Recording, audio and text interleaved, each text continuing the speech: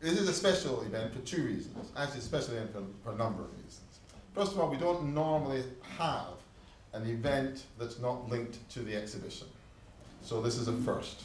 It's a damn good first, but it's a first. And to that we have to thank Siona Benjamin, who is one of our guest artists tonight, because I think it's fair to say that you gave me a nudge. Yes, I think so. And it was an absolutely right nudge. And for whole reasons that you're going to enjoy this evening, it's a very worthwhile nudge. The second reason why it's lovely and different is because we actually have got two distinguished guests from the United States of America, which we don't normally have. Siona Benjamin, who's on my immediate left, is a very distinguished artist who is currently, are you still doing your Fulbright Scholarship? I'm still working on it. Still working on it, okay. I'm not going to tell you all about these artists, they're going to tell you themselves, but Siona and I go back probably 10 years by email. Yeah, probably. I reckon so. And she's one of the leading artists in her field in New York, and she really does extraordinary things, and they're great. Our second guest from America is Ellen Premack, who is the director of the, I call it the Jewish Museum of Denver, but I guess it's probably got an official name. Meisel Museum. The Meisel Museum. I always said Mizzle. Suzanne Lewis, who used to be here, always used to kick me and say it's not Mizzle, it's Meisel. But she's not here, so it's to remind me, but it's Meisel. And we have been to your lovely institution, and it's great, and it's vibrant, and it's got so many similarities to what Ben Uri does from the point of view it never stays still long enough to catch it, and it's always different and distinctive. And Ellen is here with Siona, and Siona, I think, asked Ellen a very difficult question some time ago, which gave Siona a huge amount of anxiety and worry about the decision. She said, "Do you fancy going to Paris?" And Siona said, "Well, I'll need to, think about it, have a board meeting and everything else." But she eventually said yes, which was, a difficult decision. So she's now here in London too. Then my third guest, our third guest, is an old friend of the Ben Uri, Shanti Panchal.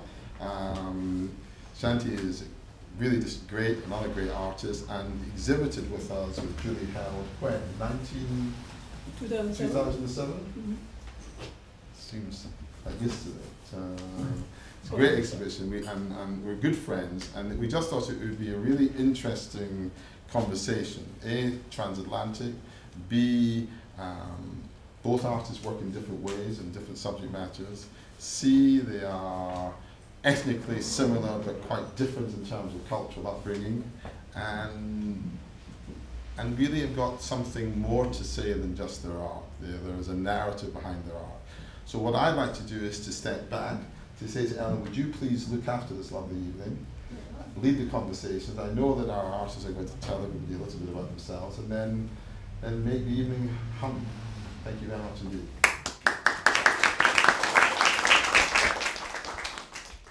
The Meisel Museum teaches not just Jewish life and culture to the community, not just to our Jewish community, but to the community at large. But we also teach Holocaust and genocide studies. We have a museum that teaches about awareness of terrorism. We teach about immigration. And in 1994, we realized that we really needed to teach the larger community about how we are all the same and we do things in the same way, but we're not different like people think we are. And that is a big theme that runs through the Meisel Museum and tries to not compare our similarities and differences, but really talks to the idea of all people being the same but doing things in different ways. And this prompted a program that we take into the public schools called Bridges of Understanding, which then blossomed into Tikkun Olam, which then blossomed into Stories Matter. Because as our educational standards change in our public schools, probably in London as they do, in England as they do in the United States, our museum has to adjust to how we teach.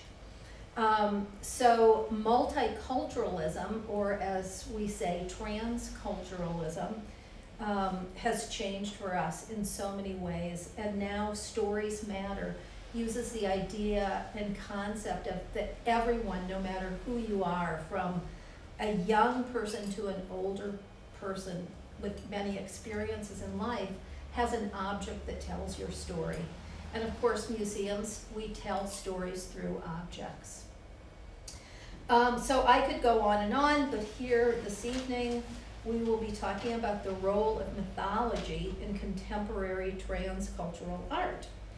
And enough about myself, but let me tell you about Siona, my very good friend. Siona is, she's a painter, originally from Bombay. She lives in the United States, in Montclair, New Jersey. And her work reflects her backgrounds of being brought up Jewish in a Hindu and Muslim India. And in her paintings, she combines the imagery of her past with the role she plays in America today in contemporary times, making a mosaic inspired by both Indian miniature painting style and Sephardic iconography.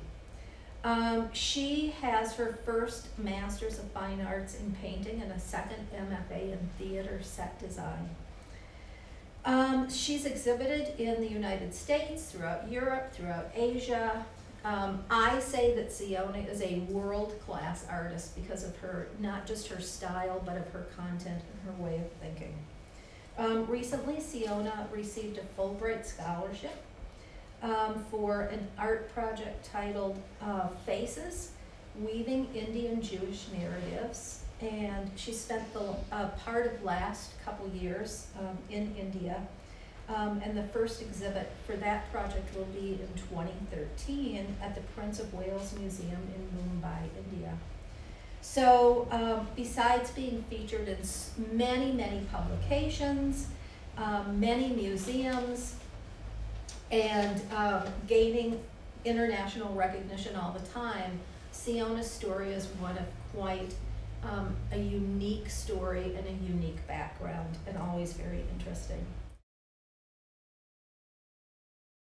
I would like to start by just very quickly reading just a couple paragraphs from some of my statements.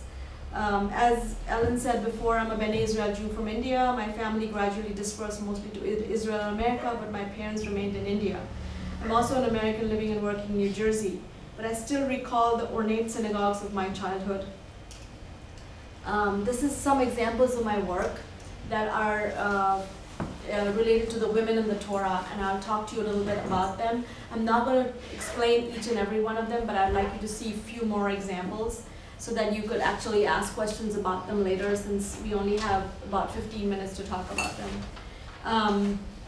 Having grown up in a predominantly Hindu-Muslim society, being educated in Catholic and Zoroastrian schools, because these schools gave you the best English education in India, in British India actually, very influenced. I went to a Catholic school run by British, Swedish, and Indian nuns, and so I learned things like elocution and very in a more British kind of system, and so. I was raised Jewish in India, now living in America. I always had to reflect upon the cultural boundary zones in which I had lived. In my paintings, I combine the imagery of my past with the role I play in America today, and inspired by Persian miniature paintings and Sephardic icons. I would like to say that I'm a transcultural artist. I don't like the word multicultural as much, and I want to show you a few examples of my past and my upbringing, but I just wanted to say that I believe that transculturalism will help in artistic and other ways to be a bridge between the traditional and the modern. This bridging not only affects recent immigrants in this country, but also people who have lived here in the West for generations, so that people can learn new ways to communicate and have artistic discourse with each other. Now, if you ask me what is a transcultural person, my definition of a transcultural person is somebody like a chameleon who can change his colors according to the situation and environment. Today's world politics pushes and promotes a need for a sense to take sides, a sense of belonging, a categorization of sorts. The grayscale needs to be explored, I feel, so that when one makes final evaluations, this is painted with a fairness that allows us to learn about perspectives, all perspectives and points of view. So my work is, I feel, a medium to be able to kind of not take sides, but at the same time, I mean, people have told me that I have strong opinions, but at the same time to be as neutral so that my audience can make the interpretations and be able to bring fresh perspectives and sort of be able to recycle the work in its own way. So these are some examples of Jewish India. This is the synagogue in India. These are some quick examples of Jewish India. Henna ceremony, which is done in my community of the Bnei Israel Jews. This is an example of a part of my family, my mother's sister, who is right up there with the baby. The whole family immigrated to Israel and now currently resides in Israel. My parents, for example, noticed the sari, the white sari with the veil and the wreath and the gloves, and you know, my father looking.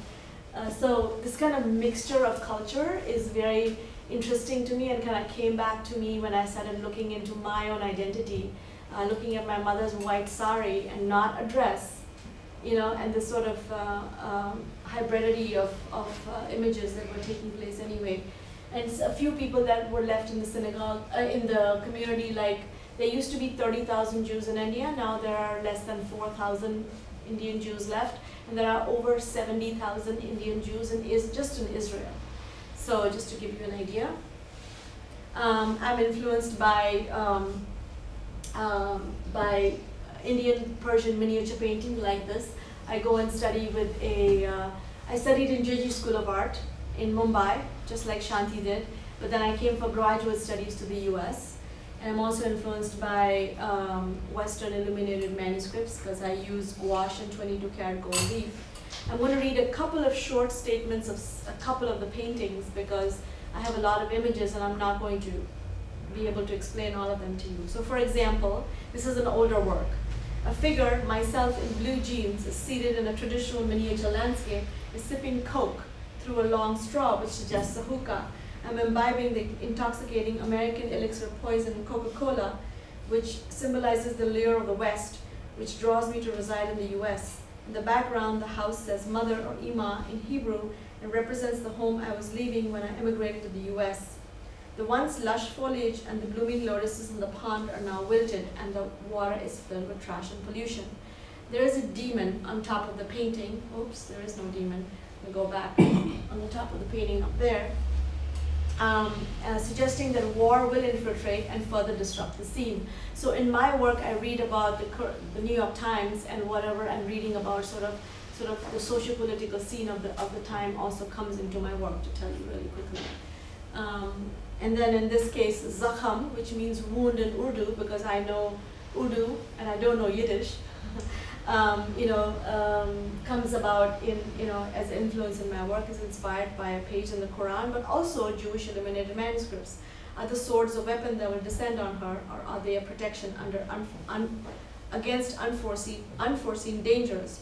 What seems like Urdu or Arabic above actually spells out it's unfortunate in English.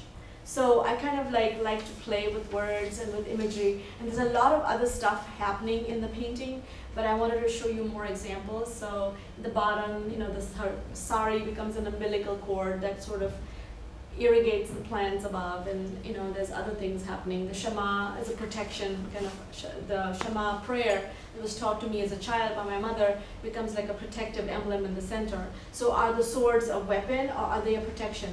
So depending on your point of view or where you come from politically, you will kind of decide that. I'm not going to read about this, but I'm going to tell you I've done a series based on the women in the Torah. They're called Farishte, which means angels in Urdu. I'm studying Midrash, which is Jewish interpretations of the Torah with a rabbi at Jewish Theological Seminary in New York. And I am taking women of the Torah like Aznat, a very interesting character who was the illegitimate child, daughter of Dinah, the daughter of Jacob, who was the daughter of Jacob. And she married Joseph, her uncle. So she was raised Egyptian. But then what would she do if she encountered 9/11 because her watch is set to 8:40 and she has her passport ready to take flight and she has an army of people behind her and she says kya or what? In the comic bubble, and below in the painting it says why I don't get the Yiddish jokes. So she probably didn't get the Yiddish jokes when she was went to her husband's home. Just like I don't get the Yiddish joke when I go to my husband's Ashkenazi home, you know what I mean? So it's sort of like a role-playing sort of stories repeated as what excites me. The role of mythology and how we recycle them is very interesting to me. That's a close-up of that. And then I'm not going to read this one, but this is Hegar, and since we have very limited time, and I want to give enough time to Shanti and not keep you guys here all evening. This is Hegar, again, very interesting character in the Torah, and how she walks on water, and how she's banished into the desert, and how she finds water, and how she says the name of God. And she's the only woman, actually, one of the women, and few women that actually say the name of God, and she's not even included in the Jewish version of the Torah, which is interesting to me, when she happens to be the first mother of Abraham's child. So, it's sort of interesting how this role-playing takes place. Vashti is another character that interests me, who is sort of like this other woman who's left out in the story of Esther. The king asks her to leave because she wouldn't dance with only the crown on her head in front of the courtiers. So she's asked to leave. Now in this case, my Vashti, she comes back. And what does she see? Vashti was cast out. Now she looks in. A black and white setting from yesteryear. Postcards from another target. A chessboard of genocide. The near Tamid of a lost synagogue. A palace of another dictator. Smokestacks from your ancestors' crematorium. I search during my journey but cannot find. How can they erase without a trace, I wonder. Now more than necessary, along with her dignity. Will she restore yours? So Vashti comes back and she looks into this house like Alice in Wonderland, and what she sees is the palace of a dictator, maybe Saddam Hussein, I don't know, a Holocaust ridden synagogue, or somebody's house that is affected by war, and what she sees is what is the newspaper of today. And taking you to some other examples of my work, for example, Lilith is also a very interesting character for me, and I've done a series of pop Liliths inspired by Roy Lichtenstein. So this is a detail, for example, but Roy Lichtenstein, along with Amar Chitra Katha comics, which are Indian comic books that I read growing up, along with Mickey Mouse and all the other Western, and Asterix and Tintin and all these other Western comic books that I read growing up in India. But I also read Indian mythology comic books in English that were published in English for English-speaking, convent-educated girls in India. And they were absolutely incredible. So that kind of pop imagery, and also I grew up in Bombay, and my mother ran a private school for little children. A lot of the Jewish women were teachers, actually, and a lot of the Bollywood kids would come to my mom's school. I suspect most of you know what Bollywood is. So it was interesting that that pop culture gave birth to this series, which is inspired also by Indian Persian miniature painting, but also the blonde heroine in Lichtenstein's paintings has now been recast as a blue maiden. And the blue maiden is somebody, in Lichtenstein's painting, she was asking Brad for help while she drowned in the water, or she was dealing with her contemporary issues. My pop image is blue-skinned, and I'll tell you why in a minute, why she's blue-skinned. And she comes back asking for revenge, or asking for justice, or asking whether you can save us from their wrath, and who's us and who's them, we don't know. So whose side are you on? And her skirt is written with other images from Persian miniature, and she has Lichtenstein's bland behind her. So the history of art is there, but at the same time it's sort of being recycled. And here's another example of Lilith, one of my pop images. And I write her name in many different languages, in Hindi, or in Urdu, or in Hebrew, or in English sometimes too, which actually reads, that is actually not Arabic, that's Lilith, L-I-L-I-T-H, but it looks like Arabic, so I like to play around with form like that. So if you ask me why are these women blue? I'm kind of going really fast forward. Very often I look at my skin and it has turned blue. It tends to do that when I face certain situations of people stereotyping and categorizing other people who are unlike themselves. I have therefore over the years developed many blue skin characters in my paintings.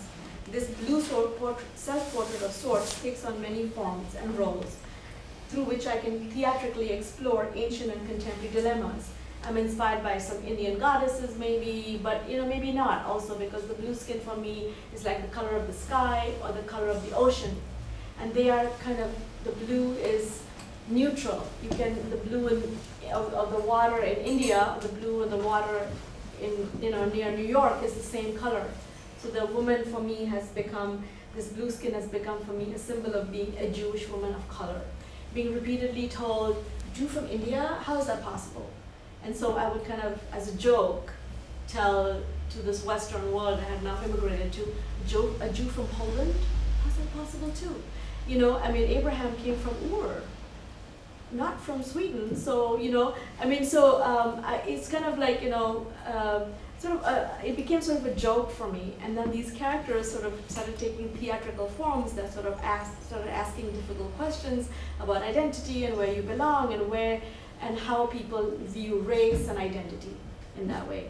And so I've theatrically carried that forth to work with dancers whom I paint blue, who I dance out parts of my paintings in front of my paintings sometimes, or at the gallery. I'm represented by a really amazing gallery in Chelsea, New York, and she's doing a performance at my gallery during one of my shows. Or also we do it in museums, we do it in theaters, and also,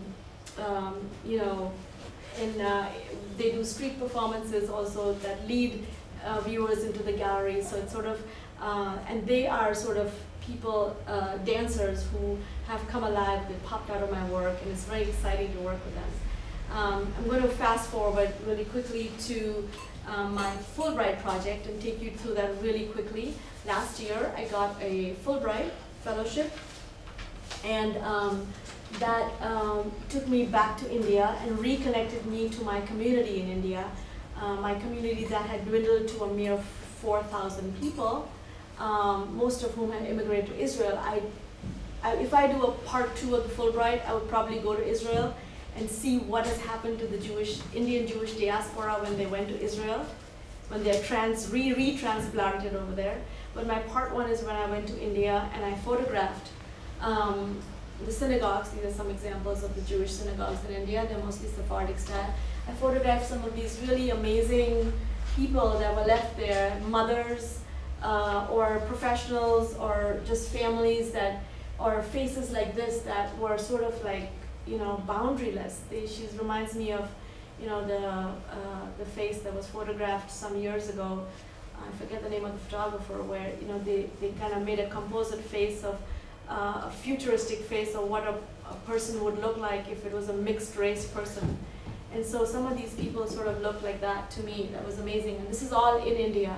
And I also got reminded myself that non-Jews in India also, just Indians in general, are such a mix of different kinds of people, having had Greek and Portuguese and Arabic and the resident Hindu influence, that there's no such one face or archetype of an Indian face, as in anywhere else actually.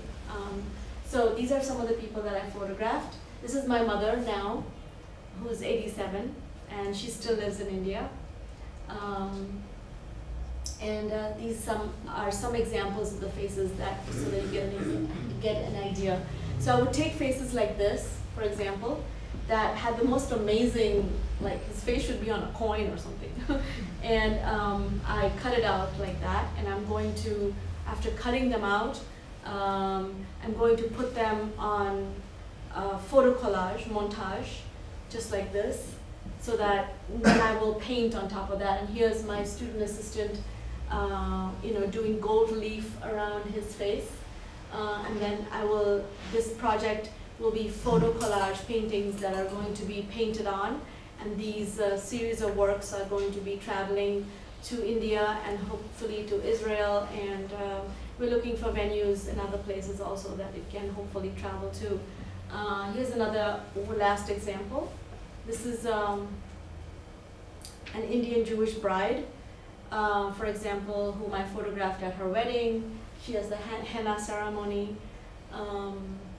You know, I can talk in detail about each one of these characters too, because I spent like a lot of time with them. I videoed them, I interviewed them, I photographed them, and then I cut it out into like a photo collage like that, for example, and then I painted on top of it, just like that. So this is the Fulbright project that I'm currently working on. It was very interesting in the sense that how she's used sort of miniature and use her own very personal kind of narratives, which is very interesting. In contrast, my early work is based mainly start from my early years when I spent in the village where I grew up in Western India. And these are the images which I like, for example, after school I had to go and fetch water in a public well.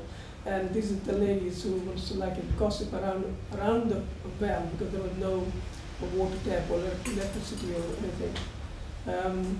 So these early work I will show you, but also I want to just mainly briefly talk about it, that the whole essence of my work based on is how I see it. It's a thought process with it as well. Though I believe the world is a stage where each one of us has a role to play. Here on this stage we are resting with a purpose. There is an entry and an exit. Some people have experienced this concept and has realized the ultimate truth, which is ironically so personal. This self-discovery through the obscure events of our lives allow us to see beyond the realities that confront us every day. Often the events of my life compel me to paint that which is not visible. One drifts between the real and the unreal, and unreal becomes real and real unreal. This escape and shifting of focus is the essence of creative life. The early work you see here are much set in the village I grew up. The colors are dull and grace dominant. I will not go into the details of the difficult time I had in early 80s with circumstances compelling me to reside in London. From that point on, my work took a new direction. I used to work on a very large scale, like 12 feet by 6 feet oil on canvas, and from that point, it's reduced from 12 inches to 6 inches. So you can imagine in the scale size wise as well, because of lack of space and not having a studio. But it's also a very interesting transition because I was also traveling in Europe and America as a British country scholar here for 2 years. And I really felt that watercolour had never developed since Turner and Constable. There are national watercolour exhibitions which were very restricted or limited to pretty flowers and sweet landscapes. And I wanted to change the whole medium into a kind of 20th century context. So from working on painting over and over, layer after layers, I really wanted to get strength of color, which is, I mean, I was taught in Mumbai, St. David's School of Art, where you wet your paper, tape it all sides, and you do, while the paper is still damp, you do quick washes, and that's how you get very sort of immediate translucence of color. Many layering of color gave a very strength of surface and color. So I would not mix color on the palette, but actually mix on the paper. So each paper, by the time it finished, each area of the paper was saturated with color, so like 10, 15 layers of colors. And also, this has a lot to do with where I grew up, because like in India, Western India particularly, there was no roads and no transport or no life. When there was a monsoon, we almost swam in the mud. So the organic aspect of my upbringing was very important to me, in a sense, like all the houses were made of mud walls and red roof tiles, so there was no concrete at that time. So the colors remain also very limited in terms of yellows, of course, earth colors, rather than growing up we never had any plastic toy, for example. So we had to make our own toys from clay, and then when my mother would cook her dinner on a fire, I would put the clay toy into fire, and next morning you have a beautiful terracotta toy to play. So I'm not going to sort of talk about each individual image, but this is all early work, you can say. This is also a village potter who would make a pot, and while he was making pot, he would make also other things. For example, this is a clay horse. So it was the village was like a big family, and all these early work is very much like, for example, a man who's selling vegetables, and this is the painting of my grandmother, who was very important in the sense that as I was growing up, we always slept under the starry night, so we never slept indoor. It was always outdoor. On a bed, and you probably know. And she would tell me all the story about the stars, and it was fascinating. And funny enough, even I went back again to the village and saw that because there is no artificial light around, the nights are so pitch dark, and actually you can see the stars almost sitting on your head. And it's fascinating intensity to see without that pollution. This is them coming to Mumbai, where I was studying in JJ. I saw this woman who was selling handkerchief on upside down umbrella, and every day I walked from VT station to JJ. You would see her almost every day, and this is the painting I did from that. This is a mother and child. I did a painting. Actually, there was a. This is now set in London. There was a male dancer, Odissi dancer, Guru Kelucharan, who was performing at the Riverside studio. And I was fascinated with this dancer, and I actually wanted to give a kind of other perspective to the Indian dance, because Indian dance was not normally was a form of entertainment, it was a form of prayer. And what I wanted to associate with also was the link or the connection between the teacher and the student, the guru and the shishya. So this is a kind of, you see the figure behind it is like a teacher who's, and the student is performing. And also showing the temple and the flag is also like a form of prayer. If you look at Bharatanatyam particularly, every gesture, everything is all form of prayer. Of course, the Kathak is different because that is from North India, which is a form of more like a entertainment. But here also I wanted to show the difference and the audience and the performance. They are equally important, and one cannot exist without the other. This is called first marriage. This is I was married with an arranged marriage when I was about 15. So this is a kind of situations when the boy and the girl sort of do not know their way. My parents actually, they were married about when they were 7 to 9 to 10 year old. So this is a tradition, especially with the rural part of India. You will see they were not, none of them were educated or anything. So I wanted to early kind of there is a autobiographical element runs with these paintings. How when I work and change the kind of medium which I want to work. This painting again comes. It's a South Point again with the theatre. It's called The Veil. This is again to do with the theatre. There are two mothers looking at the stage performance. Of course, you don't see the stage, but you see the radiator and two mothers anxious to see the children perform. This is a friend and his parent is called Lakshmi Narayan, and his son is a friend who lives in Essex in London. This one shortlisted for the BP Portrait Award, which is now in Birmingham Museum. It's a 5 feet, 6 feet. This is another thing. For watercolor, 5 feet, 6 feet, it's a very massive watercolor. It takes 5 months to do one painting, not because you can do quite quickly, but it's the many layering of color. And sometimes you can see the surface is actually damaged, and that gives me amazing textural surface, which I'm fascinated with. And this is, I think, also to do with, as studying in Mumbai, I had an opportunity to go to Ajanta in Ellora caves, Buddhist caves, but from, say, 8th, 9th century Buddhist cave. And they have beautiful frescoes about life of Buddha. And that fascinated me of how the surface of the painting is very important, the texture of them.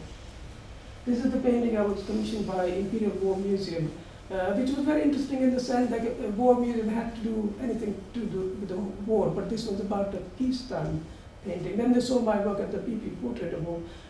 They thought the way I used the material, so they created a special commission to do making army officers' uniform.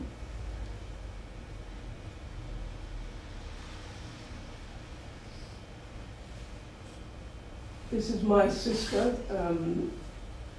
with the waterfalls. This was interesting.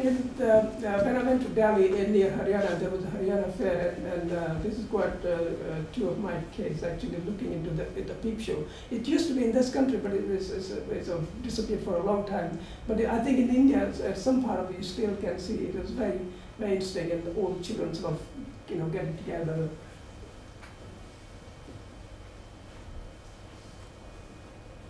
This is one of the paintings which I also, when I left home, to do.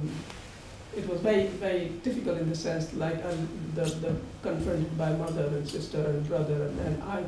The problem I left was because I wanted to study. None of my brothers actually ever went to school. I wanted to study, and therefore I came to Mumbai and sort of educated myself.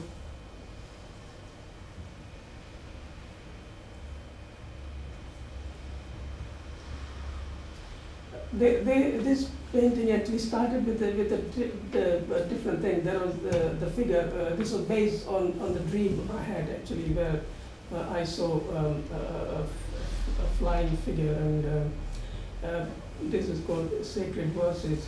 But also it then came to the Hindu mythology has we have a 9th incarnation so far. The 9th was Buddha, the 8th was Krishna, and 7th was Rama. And the 10th incarnation is yet to come, which comes on a white horse as a Kalki.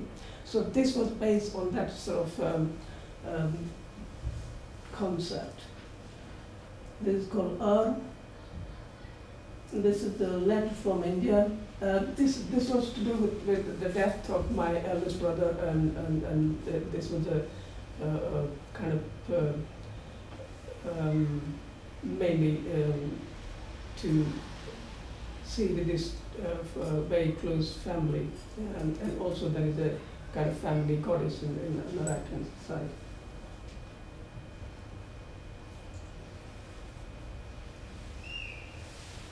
I think there are too many images. I'll probably run quickly. This is again is called the paperboard. The paperboard also refers to the first incarnation of Vishnu, who they call Matsya. You can see the fish on the right side. But as a child, I grew up sort of making paper boat, and we were, my father was farmer, so we had a irrigation, so water, we will put the boat in the water, and it will go up and we walk around with it, and then of course it soaks with water, so it drowns. But this also to show that Manu brought the first man, Manu, on this boat. This is called The Tragedy After Picasso. There was Picasso's blue period, there's a painting of 3 figures, the child on the seaside.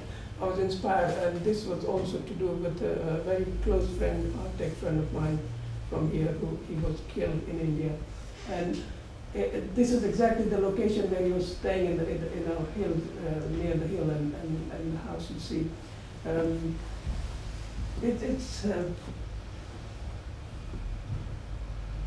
This painting I did as a kind of artist in residence by the London Arts Board in Winsor Newton Art Factory. The Winsor Newton, who are the producer of manufacturers of colours.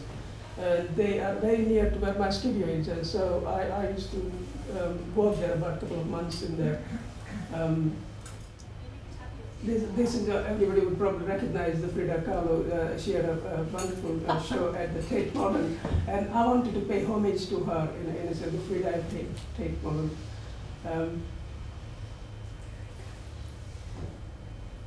This was one of my collectors in Mumbai who has viewed my work. He actually commissioned me to do a painting on Jain event happened in Mumbai. So I was asked to attend that event, and then I did it.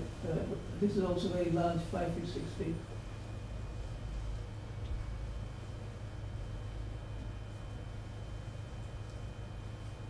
This was part of the Tate touring show, which was called Watercolour in Britain, which started in, I think,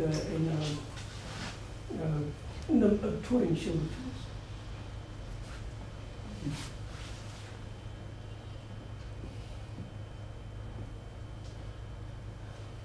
Earlier I have not actually painted very much nude, so later I did 1 year almost painted a number of nude some models, and I wanted to paint 3 graces, and this is actually all nudes I studied for it.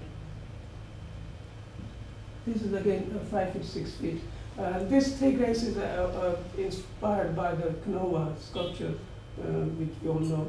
But this is to do with the 3 goddesses of India. The Lakshmi, which has the money in the hand. Saraswati is the goddess of knowledge, and Parvati.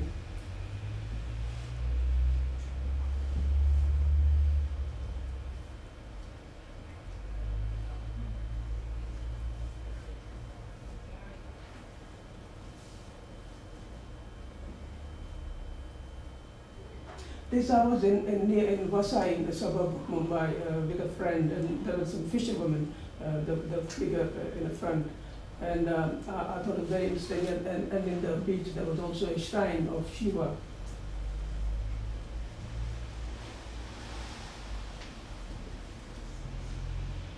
These are 2 of my sons who were in Afghanistan as Royal Marines. So this is called Boys Return from Helmand, and an Imperial War Museum just collected the bought this one.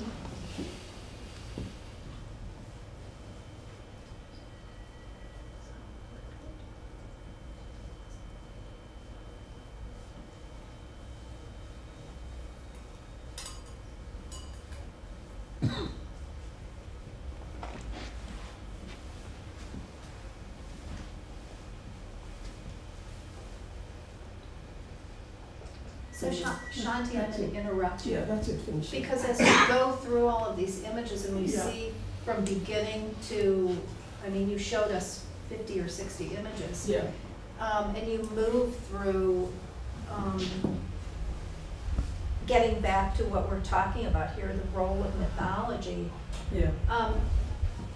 What's your larger story here? As we look at these, what do you want us to think about? What are you telling us in these as we look at these? Well, what I'm telling, actually I'm not telling anything, I'm actually sharing my experiences as my journey as a painter. So as we go forward, let's start to take questions from you that you want to ask Shanti and Siona, and just have sort of an open, informal dialogue that can help us understand how their artwork is telling their personal stories, and hopefully is bringing to mind what are our personal stories. Everybody in this room has a very, very personal story, and it's the job of the arts to share through these visual elements the first thing that comes to my mind is, because your artwork is so new to me, is the size, the dimension of these. And are most of your works on paper, like watercolor paper? They are all papers, yeah. But, I think the problem is the largest sheet you can get is 5 feet, 6 feet. I would love to work larger than that, because working larger scale, it actually gives you tremendous freedom to express and work. When it's a small, it limits you. And it, also when you look at the work, actually it overpowers you as well. It's wonderful to have that space. Yeah, I mean, I think the talking about the formal aspects of it, I mean, I reminded me a lot of Kitai's work from the 80s and 90s, but this very strong, and it's in fact coming from very different traditions and very different training, but Kitai's discovery of pastels in the especially in the 80s, and I imagine I can't wait to see some of the texture of your works in person. And I guess that brings me to just sort of a perhaps vacuous reflection, which is just that I think in terms of this question of mythology, that there's different points of entry, and I think both of you provide this transcultural or multicultural point of entry, and there's different ways to approach your work, and you both spoke about that kind of neutrality, but it seems to me it's a nice contrast, because in Siona you have a glut of imagery, and everything bears more than it says. I mean, there's so much iconography there, and in so many different languages, or even the deceptiveness and the play of images which seem to be in one language or in another. So there's different directions in that way. And in Shanti's, in your work, I mean, what I was seeing, the way I could enter those images were not so much because of an iconography that I was seeing, but just the almost ritualistic stillness of it, which seemed to be something that could speak in a variety of religious languages. But there was something kind of I felt, there was, whether it's the mikveh or the baptism or what have you, there's something, I felt like if I was trying to imagine these on a bigger scale, and I could feel sort of swallowed in within that canvas, or within the paper, really, and that the paper sort of demands that you watch it and that it reveal itself in its very slow form and time. So there was something religious about both images and multicultural to me, but in such very different ways. Yeah, that's exactly what I mean. Like, I mean, there's so much of a difference, and so maybe the religion or the background, even though we were both brought up in India, but there's such a similarity in like certain themes in the work. It's uncanny, There's the whole concept of ritual, or it's just like there's this thread of similarity that we have as human beings that we tend to forget. And very often people want to talk about the difference instead of the similarities, and that's what causes a lot of, right? Yeah, it's very, very interesting actually what you said, because I grew up in this part, in Gujarat, and Gujarat with the Jain miniature, particularly, which came to me first as miniature paintings. And I think because they were so decorative and so much detailed work, what Haru is beautiful work. But I, as a child or as a young person, I rejected. I did not want to be overloaded with so many images. I wanted simplicity, because I grew up in a bare sky and fields around me. There was nothing else, And I wanted to sort of bring this simplicity of color and image, rather than because I didn't want it too narrative. I found it was too descriptive. And I rejected a lot of this. And for me, growing up in Bombay, his life was exotic to me. I grew up in a more Western India, where I went to convent school and I wore uniform, and my family was leaving to go to Israel, and I was Indian, but I was not Indian. But where did I belong? And my grandmother, my mother's mother died in Cleveland, Ohio. My father's mother died in Beersheba, Israel. And am I Indian? But I'm not. And people asking me sometimes in India, but never any anti-Semitism in India, because India is a country of great understanding. Never. I got more so-called, not so pleasant questions when I came to the West, actually. But this whole thing about this part of India, which was so exotic to me, in a way, because I grew up in a big city, and I had more of that Western upbringing, and but I had so many Indian friends who came like to JJ School of Art from his background, and it was such a wonderful diversity that brought to the art school, and that's what actually India is about. For me, actually, the decorativeness I rejected also, because I came to study in Western schools over here, and even the art teachers in India would say, why do you want to study Indian miniature painting? It's decorative art, it's tourist art. And you studied miniature and I studied miniature, and my undergraduate thesis was called Space Division and Color Analysis in Indian Miniature Painting. So I compared it to Paul Klee and Kandinsky, just to make my teachers happy, just to make sure that I was making high art and not decorative tourist art, which came from, folk India or something like that. And this whole concept of what is high Western art as compared to, is completely changed now. The whole concept is really, really changing now, and it's really exciting to see that. That same, professor who actually enjoyed doing large abstract paintings for a while, but then I wanted to do small, decorative, feminine paintings. And that's because that was who I was. And so I did it after having my kid in 1995, and I had a very small studio. I thought I'm going to try it, and if it doesn't work, it'll stay in my basement. And that's when my voice started really forming, because I was doing something that I wanted to do instead of being told what is supposed to be done. So again, it's really interesting how you had a small space, so you worked in small miniature pieces. I think one of average size for Siona is this this green piece across the on the wall, and you're almost restricted by your size because watercolor paper doesn't come large enough. So you have this contrast, but getting back to content, I know Siona's work has a lot of political messaging and is controversial. And when you start to speak to some of the real messages that you're trying to tell us, you have to look at every single painting.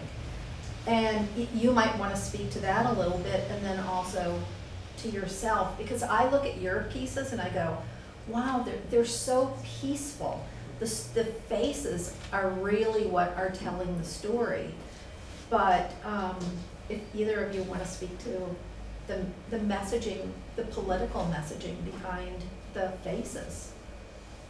I think, as I said earlier, because the kind of world I grew up, and even when I came to Mumbai, I found it overwhelming. The kind of people stuck to your face. If you look at the local trains, for example. I mean, now, if you could manage to get in, you have to wonder whether you're going to get out. Yeah, you get pushed out. Absolutely, or you could be thrown out. So it was very overwhelming in terms of your space, the physical space. And I found it that very difficult, and because I think we all develop a kind of sensibility as we're growing up, how we form ourselves. And I think our childhood dominates our entire life. That's what I see. I understand it. The kind of interest, the kind of how it inspires, how it impacts upon you in your adulthood.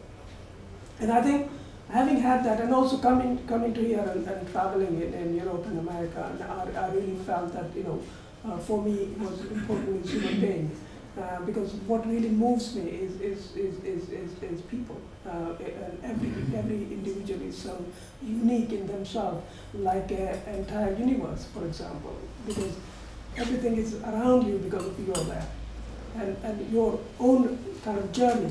So if you look at each individual, you can make a movie or you can make a history of that individual. And this is what really interested me so much, that my work, all work, dominate the people, the human being. And of course, there is an intellectual, psychological, personal histories with each one of them.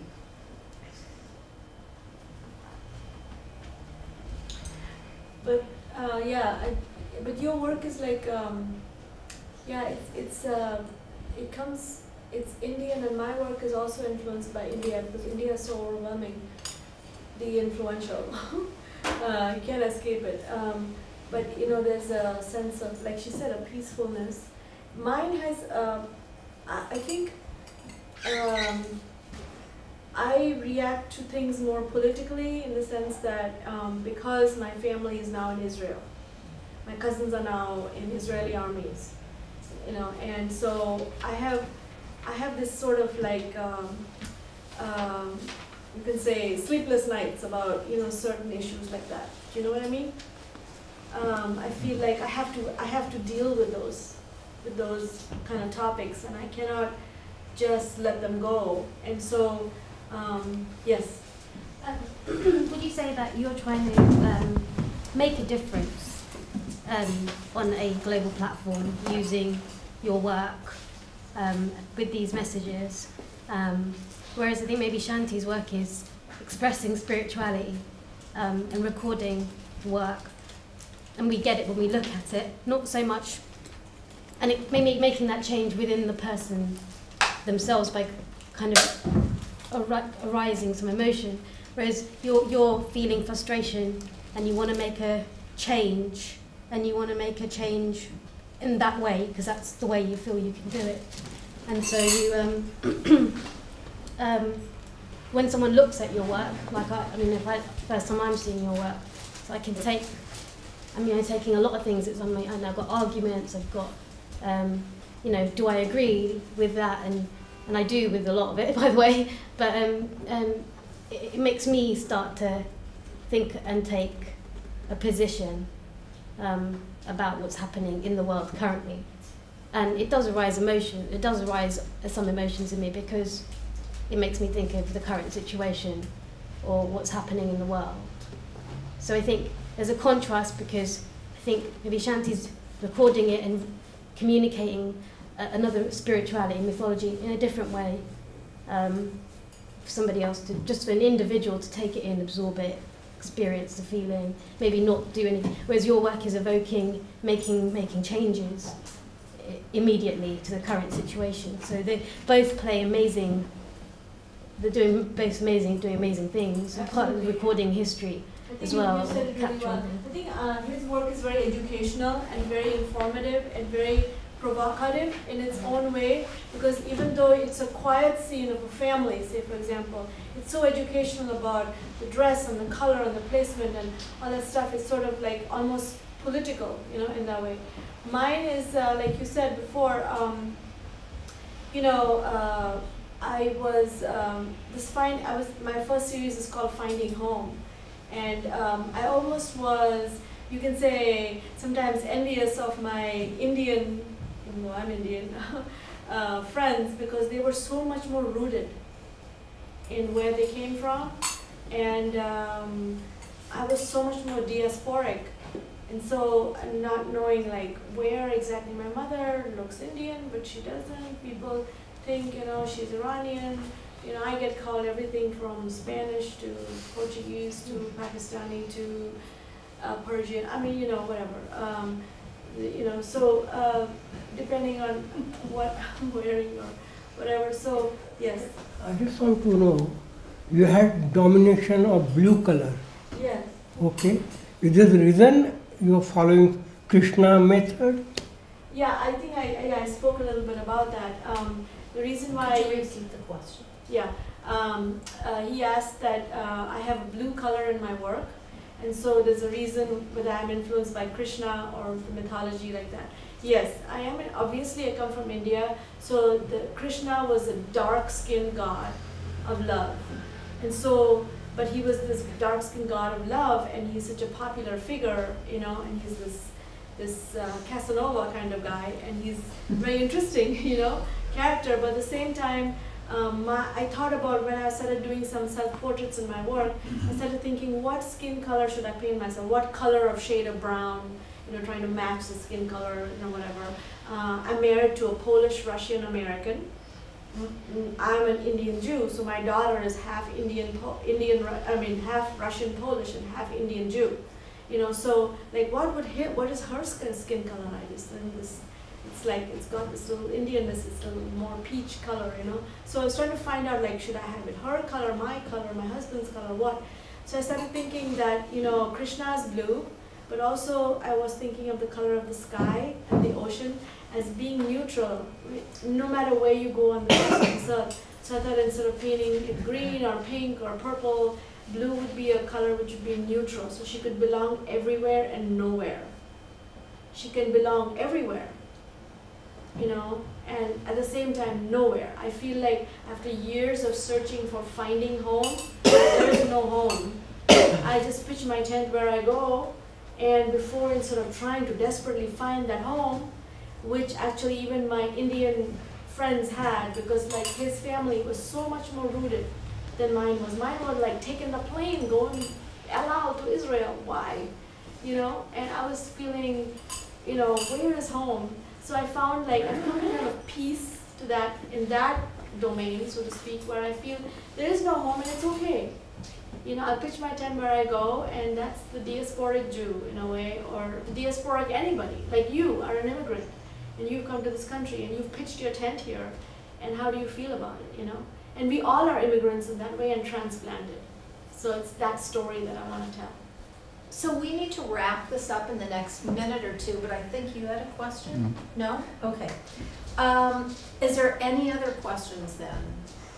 Anyone who's being shy and who really wants to speak up, go ahead. I was just interested to ask you whether you thought there was anything intrinsic in the Indian experience that colours your art in particular that's different to the Western approach to art. I know that's a big question. For those of you who couldn't hear it, do you want to repeat it? Because it's what, because you grew up in India and you have the experience of that lifestyle, how does that change what you're painting and how you're painting versus a Western, growing up in Western culture, basically? Yes. Is there a different sort of philosophy you bring to your art? A difference in philosophy that she brings to her art, or either one of the other? I think it's very, very important. It's a very interesting question in the sense that this is why it's a wonderful that when you come to one place to other place, or one country to other country, you bring that history of your being with and you share these experiences that you have with the country, and I think it's a wonderful, and people enjoy and cherish that you have something to offer. It's very because see, I grew up although in a village with a rooted family. When I left home, I had no home. When I came to Mumbai, I spent all my time in hostels, struggling, teaching in the mornings, studying in the daytime, doing private tuition. So I was lost. Sometimes I've slept on the footpath at the churches. But this struggle is interesting and important because at the end of the day, you know, it is your own being, which is you know, we don't have home. We never had a home. You know, we had very short time on this planet.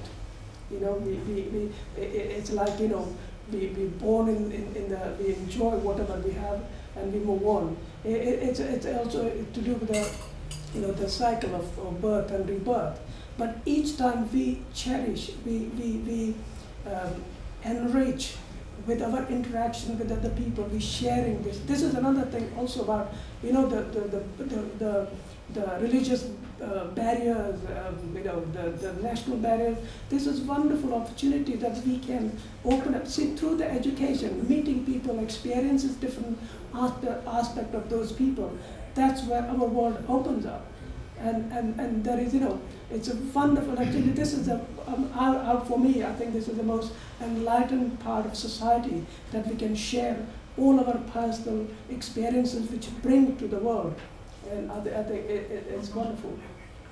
So also for me, yeah, quickly. Like for example, I'll tell you quickly. For me, like he said, also the color and the richness that I came with, that I felt I couldn't use.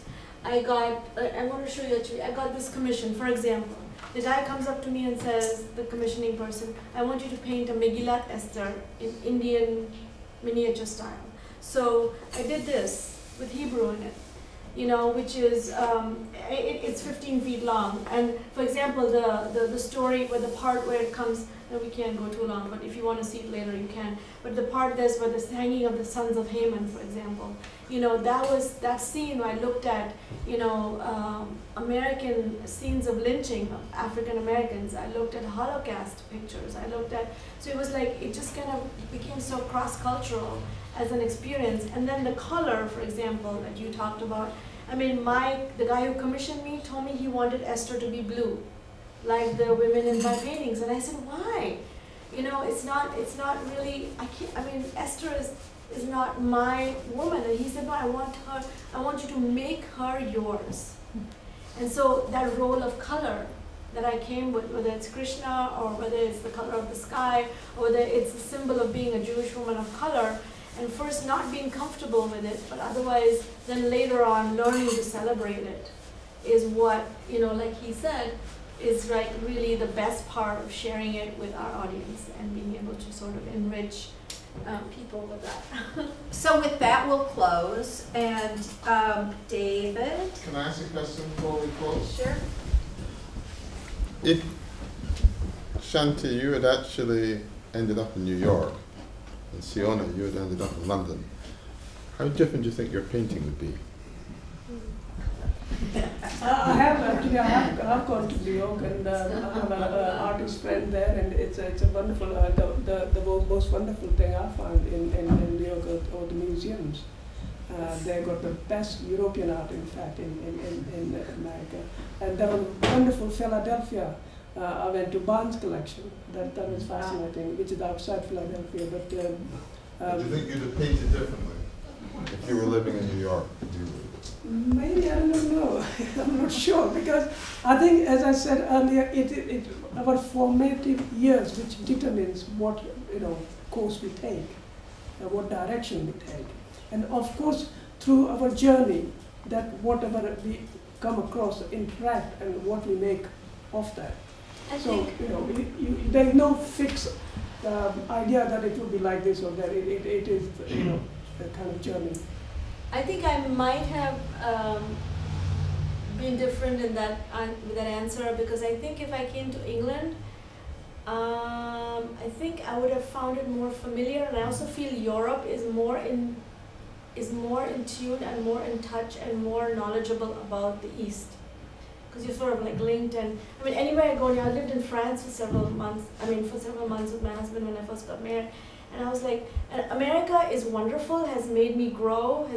I'm an American citizen now. I'm proudly an American, you know. But I was asked more, like, I wouldn't say like more ignorant questions over there, because not because I'm not blaming them for it. I'm just saying that there's a huge ocean between this whole Asia and Europe area, and also they were a powerful, self-sufficient country that sort of lived more in a bubble, and even though they thought they understand immigration, they sometimes don't. And I think Europe is forced to, I mean, England has a history with India, for example, so it would have probably been, you know, I mean, I was raised in a British educated high school, I mean, middle school, and so, you know, I studied British history, and I know how I can recite Lochinvar and the Charge of the Light Brigade, like, you know, I can still, yeah, because I went to convent educated school, and we belonged to 4 houses: Dickens, Shakespeare, Tennyson, and what was it, Scott. So I belonged to the house of Scott. This is in India.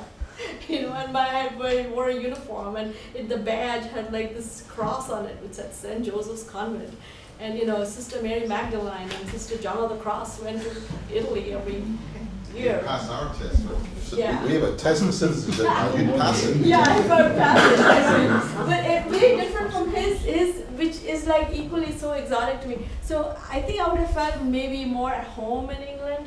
But that discomfort that I felt in America, I mean, I met like-minded people like her. I have so many wonderful friends in America, but she doesn't qualify because she's like this multicultural person from the beginning. But America So, makes you feel more blue.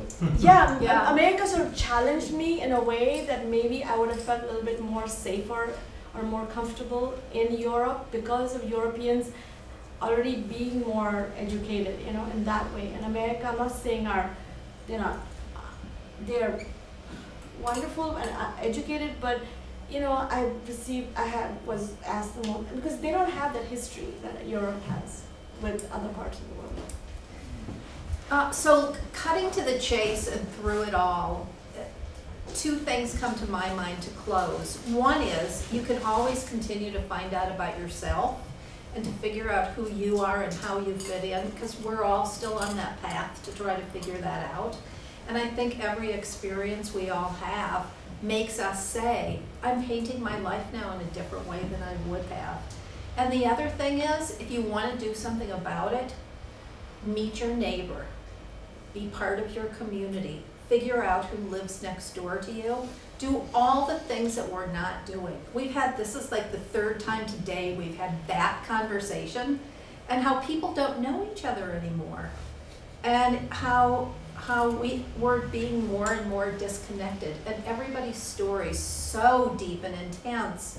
And to just find out about these two stories through this artwork, we're very lucky tonight. And also, I want to say this, like, for example, friends like Farah, who have go back 30 years with me, born and raised in England, half Indian, half Iranian, raised in England, met me in India, and now is still my friend 30 years later, and we meet in all parts of the globe. It's like, you know, what this is all about, I think, you know. And now a new friend, Shanti. But that's what I find is amazing, that I came here, that's about 33 years ago. People always think, you know, they put you in a pigeonhole. But I never felt that. I've lived here all these years. I've never felt that I've been discriminated or anything. I never had that experience, and that's what I find it's wonderful. Whether you're American or European or you know, Iraqi, I have friends from all over the world, and I think that's wonderful.